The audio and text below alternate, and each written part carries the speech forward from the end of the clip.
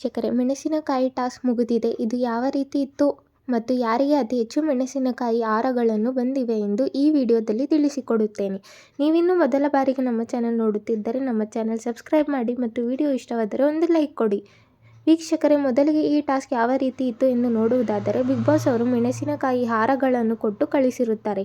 ಆ ಮೆಣಸಿನಕಾಯಿ ಹಾರಗಳನ್ನು ಒಬ್ಬ ಸ್ಪರ್ಧೆ ಇಬ್ಬರಿಗೆ ಮೆಣಸಿನಕಾಯಿ ಹಾಕಬೇಕು.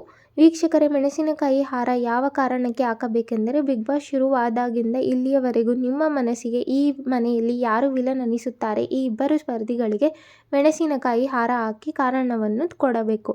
ವೀಕ್ಷಕರೇ, ನಾವೀಗ ಯಾವ ಸ್ಪರ್ಧಿ ಯಾರಿಗೆ ವಿಲನ್ ಎಂದು ಕೊಟ್ಟು ಮೆಣಸಿನಕಾಯಿ ಹಾರ ಹಾಕಿದ್ದಾರೆ ಅಂತ ನೋಡುವುದಾದರೆ, ಧ್ರುವಂತ್ ಮತ್ತು ರಜತ್ ಅವರು ಸ್ಪಂದನ ಅವರಿಗೆ ಹಾಕಿದ್ದಾರೆ. ರಕ್ಷಿತಾ ಅವರು ಚೈತ್ರ ಮತ್ತು ಸ್ಪಂದನ ಅವರಿಗೆ ಮೆಣಸಿನಕಾಯಿ ಹಾರ ಹಾಕಿದ್ದಾರೆ. ಇನ್ನು ರಜತ್ ಅವರು ಅಶ್ವಿನಿ ಗೌಡ ಮತ್ತು ಧ್ರುವಂತ್ ಅವರಿಗೆ ಹಾರ ಹಾಕಿದ್ದಾರೆ. ಗಿಲ್ಲಿ ಅವರು ಧ್ರುವಂತ್ ಮತ್ತು ಅಶ್ವಿನಿ ಗೌಡ ಅವರಿಗೆ ಹಾರ ಹಾಕಿದ್ದಾರೆ.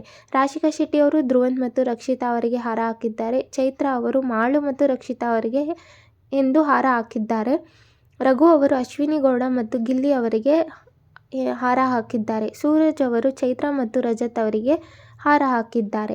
ಇನ್ನು ಕಾವ್ಯ ಅವರು ರಕ್ಷಿತಾ ಮತ್ತು ಗಿಲ್ಲಿ ಅವರಿಗೆ ವಿಲನ್ ಎಂದು ಮೆಣಸಿನಕಾಯಿ ಹಾರ ಹಾಕಿದ್ದಾರೆ. ಧನುಷ್ ಅವರು ಧ್ರುವಂತ್ ಮತ್ತು ರಜತ್ ಅವರಿಗೆ ವಿಲನ್ ಎಂದು ಹಾರ ಹಾಕಿದ್ದಾರೆ. ಮಾಳು ಅವರು ರಜತ್ ಮತ್ತು ಚೈತ್ರ ಅವರಿಗೆ ವಿಲನ್ ಎಂದು ಮೆಣಸಿನಕಾಯಿ ಹಾರ ಹಾಕಿದ್ದಾರೆ. ವೀಕ್ಷಕರೇ, ಈ ಟಾಸ್ಕಿನಲ್ಲಿ ಸ್ಪಂದನ ಮತ್ತು ಅಶ್ವಿನಿ ಗೌಡ ಅವರು ವಿಲನ್ ಎಂದು ಯಾರಿಗೆ ಹಾರ ಹಾಕಿದ್ದಾರೆ ಎಂದು ಗೊತ್ತಾಗಿಲ್ಲ.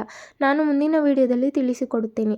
ಈ ಚಟುವಟಿಕೆಯಲ್ಲಿ ಅತಿ ಹೆಚ್ಚು ಮೆಣಸಿನ ಹಾರಗಳನ್ನು ಹಾಕಿಕೊಂಡು ಬಿಗ್ ಬಾಸ್ ಮನೆಯ ವಿಲನ್ ಯಾರೆಂದು ರಜತ್ ಅವರು ಅತಿ ಹೆಚ್ಚು ಹಾರಗಳನ್ನು ಹಾಕಿದ್ದಾರೆ ಅಂತ ಹೇಳಬಹುದು. ವೀಕ್ಷಕರೇ, ಮನೆಯವರ ಆಯ್ಕೆ ಪ್ರಕಾರ ರಜತ್ ಅವರು ಬಿಗ್ ಬಾಸ್ ಮನೆಯ ವಿಲನ್ ಆಗಿದ್ದಾರೆ. ನಿಮ್ಮ ಆಯ್ಕೆ ಪ್ರಕಾರ ರಜತ್ ಅವರು ಹೀರೋ ಅಥವಾ ವಿಲನ್ ಅಂತ ಕಮೆಂಟ್ ಮಾಡಿ ಮತ್ತು ವಿಡಿಯೋ ಇಷ್ಟವಾದರೆ ಒಂದು ಲೈಕ್ ಕೊಡಿ ಮತ್ತು ನಮ್ಮ ಚಾನಲನ್ನು ಹೀಗೆ ನೋಡ್ತಾ ಇರಿ ಮತ್ತು ಸಬ್ಸ್ಕ್ರೈಬ್ ಮಾಡಿ. ಧನ್ಯವಾದಗಳು.